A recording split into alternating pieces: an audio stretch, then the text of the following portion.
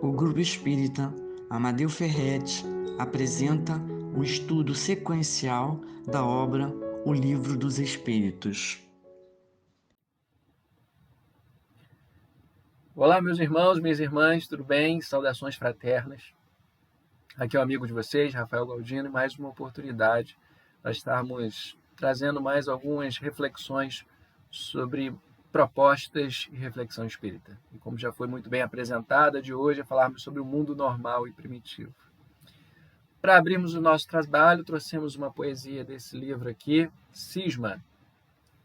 E o nome da poesia é Messias, está na página 78 desta obra. E ela nos diz assim: Mestre, que tua mão firme me resgate quando me afogar, mesmo que pelo vacilo da minha fé. Que tua luz celeste ilumine meu caminho, mas que me segue se para Damasco eu for. Que tua bondade me faça enxergar, para da cidade perfumada sair e rumar à cidade da paz. Que tua generosidade me esclareça quanto à reencarnação, mesmo acreditando que um adulto tenha que voltar ao ventre da mãe. Que tua paciência tolere o meu sono, que na hora da vigília trabalhosa adormece preguiçosamente. Que tua misericórdia se apiede de mim, eu que lavo as mãos frente à decisão. Que tua sabedoria me esclareça, mesmo que, sendo doutor do mundo, nada entenda. Mestre, que teu amor se apiede de mim, eu que constantemente te troco por moedas de prata. Vamos orar. Querido Mestre Jesus, bom e amado, está sempre a nos inspirar e a vibrar seu amor sobre nós. Pedimos continuar com essa vibração aconchegante, estimulante, para que na oportunidade de hoje possamos conversar e dialogar sobre a proposta aqui apresentada. Guia-nos hoje, agora e sempre, que assim seja. Bom, meus amigos, minhas amigas, muito bom estar novamente com vocês nessa nova oportunidade, onde nos foi apresentada a oportunidade de conversarmos sobre o mundo primitivo e normal. Vale situar a gente aonde a gente pode estar falando sobre essa temática. Ela está no Livro dos Espíritos, na segunda parte. A segunda parte ela trata do mundo espírita ou mundo dos espíritos. Essa temática ela é bem instigante para todos nós, dada a sua simplicidade e sua profundidade. Para isso, nós vamos fazer hoje uma leitura comentada e fazermos alguns intercâmbios com algumas interfaces de algumas obras espíritas e alguns conteúdos que valem a gente fazer alguma reflexão. Bom, acima de tudo, a gente precisa nos situarmos bem, porque quando Kardec nos fala de mundo primitivo, a gente precisa entender o que ele está querendo dizer. Mundo, é claro, para a gente que ele está falando de uma experiência, de uma vivência. Mas como vocês já devem ter percebido, ele não está falando meramente do mundo planeta Terra. Ele está falando de uma dimensão espiritual que existe no planeta Terra, de uma experiência de vivência em que a gente vai falar que é o mundo dos espíritos. E ele vai dar aqui uma classificação que já nos faz pensar, que ele coloca como mundo normal ou primitivo. Normal é aquilo que atende à normalidade, apesar desse conceito ser muito debatido hoje pela sociologia, pela filosofia, e muito questionado quando nós pensamos em segmentos sociais, dentro da concepção que nós vamos utilizar hoje no movimento espírita, normalidade é aquilo que atende o que é natural. E primitivo aqui está se referindo muito claramente àquilo que é primeiro, né? A gente tem uma interpretação muito coloquial do que é primitivo, onde essa palavra acaba tendo uma interpretação, uma colocação de algo que é ruim, que é prejudicado, algo que é arcaico, velho, algo que não tem mais sentido. Mas esse sentido não é utilizado aqui por Kardec nessa obra. Primitivo aqui ela traz um outro sentido, que é o sentido de primeiro. Primitivo é aquele que vem primeiro. Daí nós entendemos que o que ele está querendo colocar para a gente é que nós vamos falar do mundo dos espíritos e que ele é normal, ou seja, que ele atende à normalidade, ele está dentro de a lei da natureza e atinge a todos sem causar qualquer excepcionalidade. E ele é primeiro, ele vem antes de toda essa dimensão material que nós estamos vivendo aqui agora. Então isso precisa estar bem claro para a gente. E as perguntas elas vão estar se desenvolvendo e aprofundando essa percepção que a gente já trouxe aqui para vocês. A primeira pergunta, a 84, ela coloca assim: os espíritos constituem um mundo à parte, fora aquele que vemos? Então Kardec está querendo dizer assim, olha só, nós temos essa percepção desse mundo aqui à nossa volta, da matéria, dessas construções que nós percebemos com os sentidos e que interagimos com ele. Mas ele está colocando assim, os espíritos eles estão em alguma coisa à parte, alguma coisa destacada, que não tem uma relação, que não está conectada com esse mundo, ou melhor dizendo, um mundo em que suas interações e seus movimentos seguem o seu próprio curso, enquanto esse mundo material ele segue cursos que não necessariamente são determinados diretamente por esse mundo. Os espíritos vão colocar que sim, o mundo dos espíritos ou das inteligências incorpóreas. O que os espíritos estão querendo colocar aqui? Olha só, esse mundo ele vai seguir leis e princípios e fenômenos e acontecimentos, e legislações e organizações que estão pautadas dentro do mundo espiritual, ou seja, dentro da estrutura espiritual. O mundo encarnado, esse que você vive, ele vai atender às leis materiais. E aqui a gente pode trazer alguns elementos que podem ser muito úteis para a nossa reflexão, como, por exemplo, pensarmos na ponderabilidade, né? O espírito, ele diferente do corpo material, eu não consigo alterar a ponderabilidade, eu não consigo alterar as propriedades materiais da minha matéria sem que eu consiga empreender atitudes e movimentos e características que vão me permitir, por exemplo, voar, que vão permitir com que eu atravesse uma parede, que vão permitir que eu consiga me deslocar, me teletransportar, me deslocar de um tempo e um espaço de uma forma íntegra.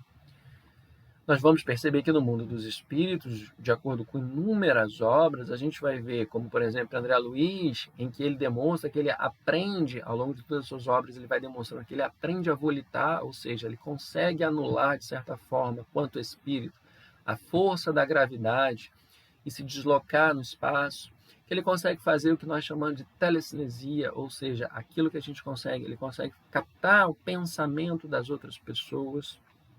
São desdobramentos, são capacidades que são próprias do mundo espírita. O mundo material ele segue leis. Nós, se desgastarmos muito as nossas energias, trabalharmos, nosso corpo ele pede descanso, ele pede energia. Então, nós temos um ciclo de repouso. Nós percebemos que os espíritos, quanto mais evoluídos, menos necessidade têm de repouso, porque a sua troca energética, a sua alimentação energética segue outros princípios.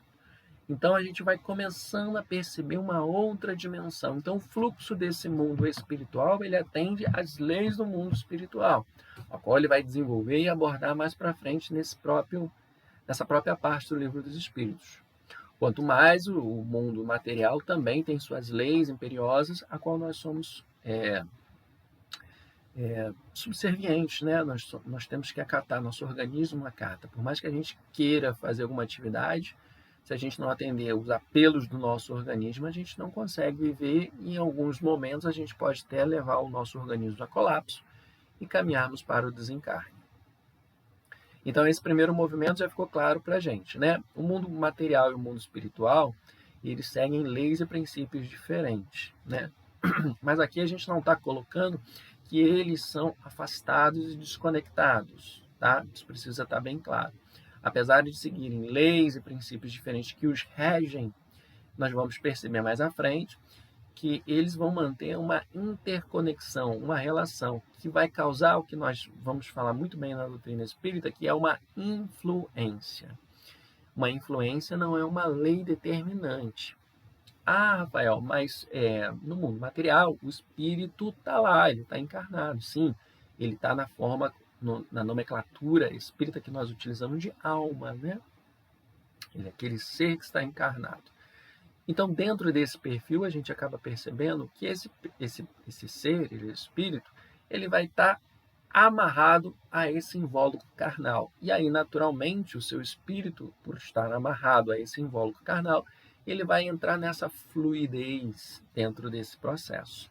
Mas isso não anula a sua capacidade sensorial e espiritual.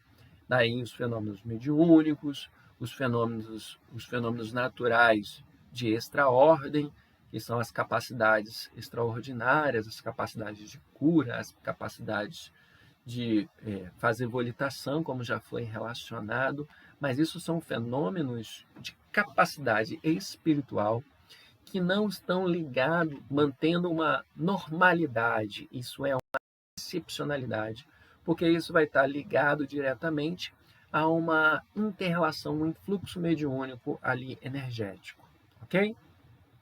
A pergunta 85 fala-nos assim: qual dos dois, o mundo espírita ou o mundo corpóreo, é o principal na ordem das coisas?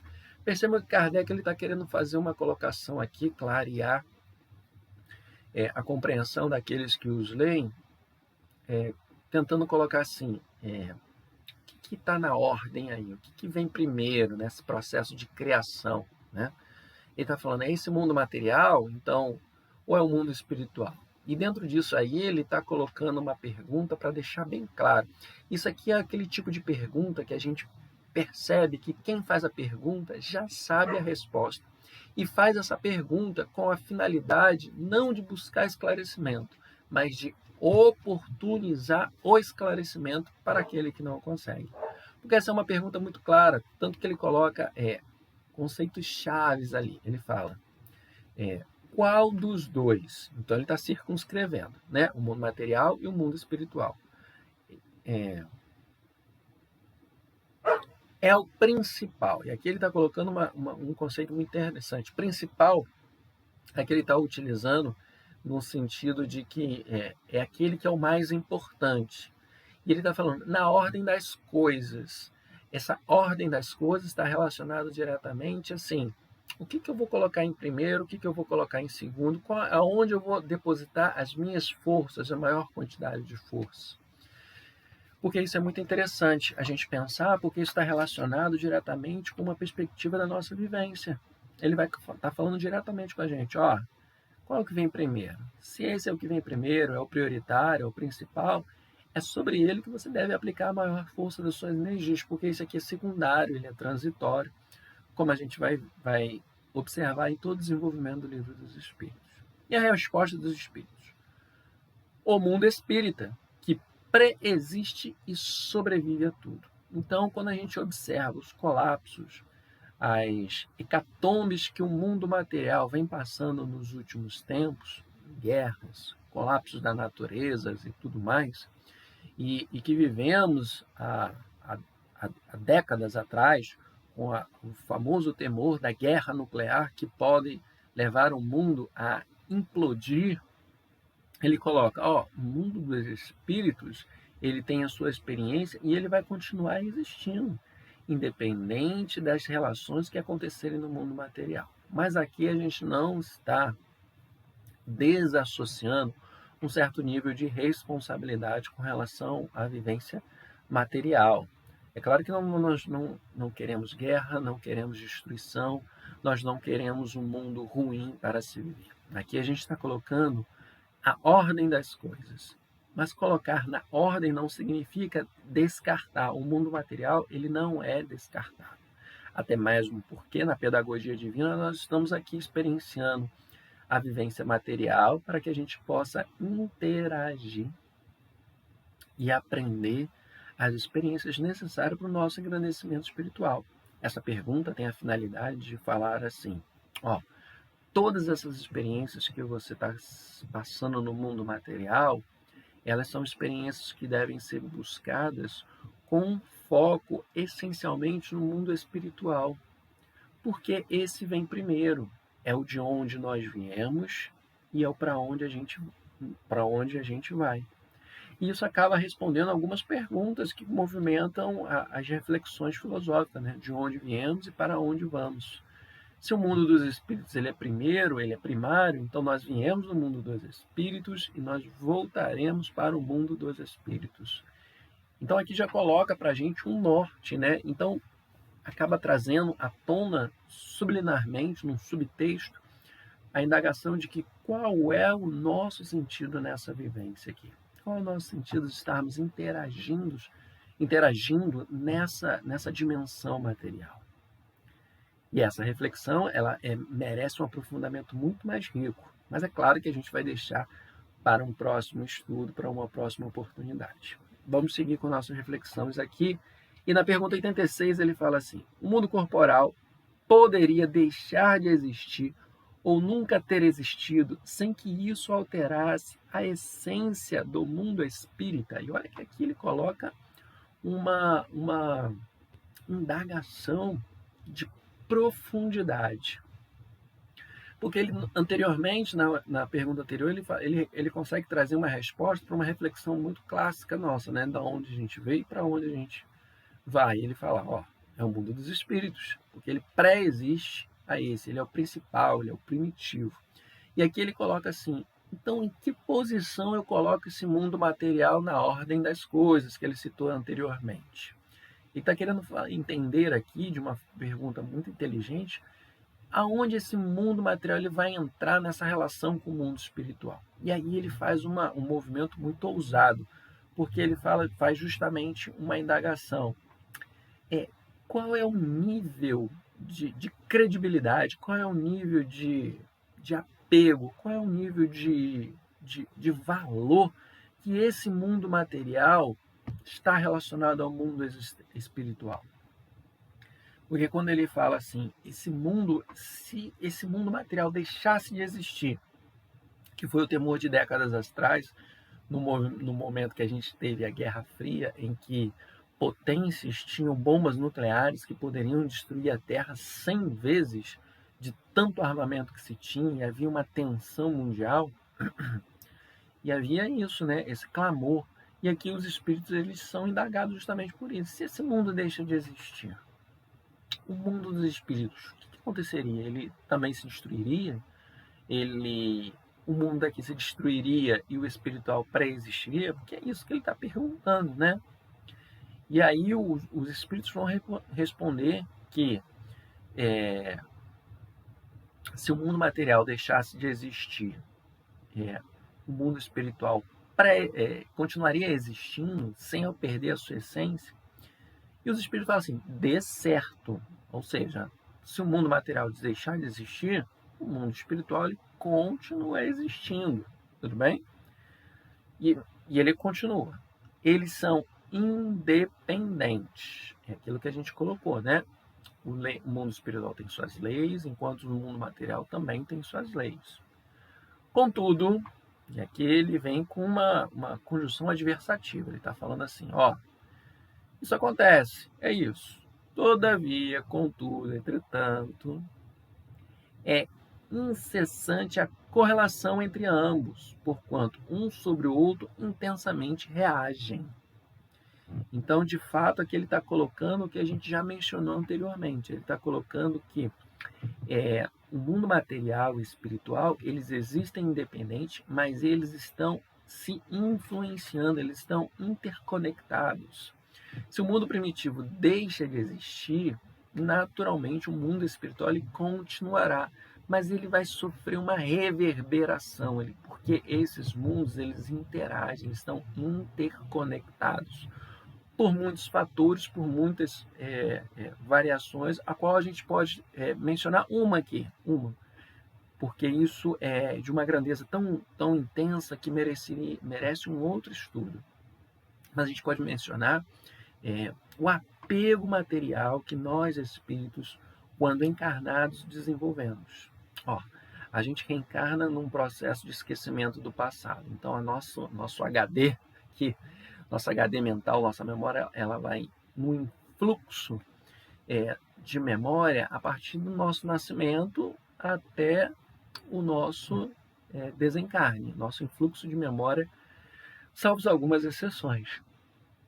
Mas esse processo vai fazer com que a gente acabe se compreendendo que essa é uma única experiência.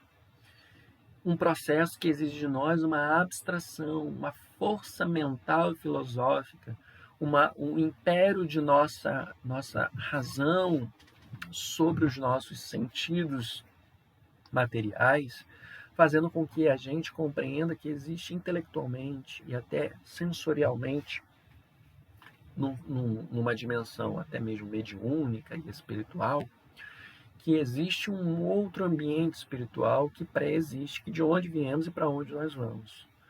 E isso exige com que nós consigamos experienciar todas as intensidades daqui de uma forma intelectualmente, mentalmente, melhor dizendo, melhor direcionada, se desconectando muito e criando em nós uma mentalidade, uma percepção de que essa experiência ela é transitória. As dores, as dificuldades, as perdas, isso criar na gente é um processo de exercício para a gente desenvolver isso, esse desapego. Que não bem desenvolvido, esse amigo pode criar uma conexão, que é a grande mazela que um espírito pode levar após o seu desencarne, que é chegar no mundo dos espíritos com as vontades e os anseios e a psicologia montada de um mundo material, querendo viver essas intensidades, sendo que no mundo espiritual existem outras leis e outros princípios que vão estar ligados muito mais ao mental do que necessariamente ao sensorial, como é esse mundo. E o ser humano, o espírito que está apegado à sensorialidade material, à ponderabilidade, à materialidade das coisas, quando chega no mundo espiritual, ele enfrenta uma das grandes dificuldades. De certo, o mundo espiritual ele vai continuar existindo. Então, a gente começa a perceber que esse mundo aqui ele é um palco de experiências para despertar em nós alguns conteúdos que são necessários para a nossa real existência quanto espíritos, mas que na pedagogia divina a forma a de ser adquirida é através dessa experiência material, desassociado do mundo espiritual, para que a gente ganhe valor e ao tornarmos ao mundo espiritual a gente esteja somado de novas experiências e novos conteúdos. E aí chegamos na última pergunta do capítulo, que fala assim, do item, perdão.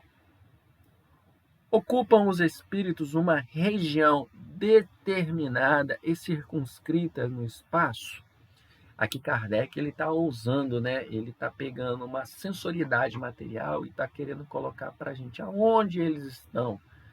Aonde está esse mundo espiritual? Como que a gente pode intuir? Ele está lá no céu, nas nuvens, como se pensava antigamente? Ele está aqui na nossa volta? Ele está alguns metros acima? Ele é simplesmente invisível? Como é isso? E os espíritos respondem assim: estão por toda parte. Povoam infinitamente os espaços infinitos. Vós os tendes de contínuo a vosso lado, observando-os e sobre vós atuando, sem o perceberdes, pois que os espíritos são uma das potências da natureza e os instrumentos de que Deus se serve para a execução de seus desígnios providenciais. Nem todos, porém, vão a toda parte, pois há regiões interditadas aos menos adiantados. Então aqui ele traz um compêndio assim absurdo de informações. Os espíritos estão respondendo a Kardec que assim, olha só, geograficamente ele está a toda volta. Então se ele diz que o mundo dos espíritos está à nossa volta, então ele está trazendo à tona aqui uma reflexão de questão dimensional, ou seja, da capacidade dos nossos sentidos estarem interconectados. Então ele está trazendo um conhecimento aqui que no século XIX não dava para se discutir isso. Não dá para você falar, estão em outra dimensão. Dimensão, Kardec ia indagar, o que é dimensão? E aí teria que fazer um novo tratado, porque essa compreensão não existia naquele tempo. Ele fala assim, está à sua volta. Ele é invisível, imperceptível, mas ele está à sua volta, se interconectando, interagindo com vocês. Que hoje a gente trabalha com a ideia de que ele está numa outra dimensão. Existem dimensões que estão ligadas as variações energéticas de cada vibração da matéria, né? Ou do espírito. O espírito está numa vibração muito superior, e quando nós encarnamos, nós caminhamos com esse invólucro intermediário que nós já conhecemos, que é o perispírito, que também vibra numa dimensão material, né, que é colocado no livro do Espírito como semimaterial, mas não deixa de ser matéria, mas ele é uma matéria diferenciada dessa que nós interagimos aqui, que permite com que a gente viva em colônias. Quanto maior, menos denso é nosso perispírito, maior a dimensão em que a gente vai habitar, que é o que ele coloca aqui, ó. Existe e ele aqui está apresentando já uma lei do mundo dos espíritos, ó. Onde espírito superior habita, espírito moralmente inferior não acessa. Ou seja, um espírito moralmente inferior, ele não acessa dimensões, a vivências de espírito superior, porque isso lhe é interditado, a gente simplesmente não consegue pelas leis do mundo espiritual. Isso nos traz à tona grandes reflexões de fundo moral, ao qual a gente deve aproveitar essa experiência para a gente desmaterializar o máximo possível o nosso perispírito. E como que a gente faz isso? Através de uma experiência focada no mundo dos espíritos, uma experiência em que a gente prioriza o espírito em detrimento da matéria. Isso está ligado nas nossas ações cotidianas, né? Quando eu executo o meu trabalho, quando eu interpelo uma pessoa, quando eu estabeleço um comentário, quando eu interajo, quando eu vivo esse mundo como um todo, qual é a minha perspectiva? Uma perspectiva sensorial, de desejo, de paixões, de calúnia, de envolvimento, de manter uma correlação material, ou uma dimensão espiritual que está ligado aos valores trazidos pelo Mestre Jesus? A caridade, o amor ao próximo, o amor a Deus sobre todas as coisas.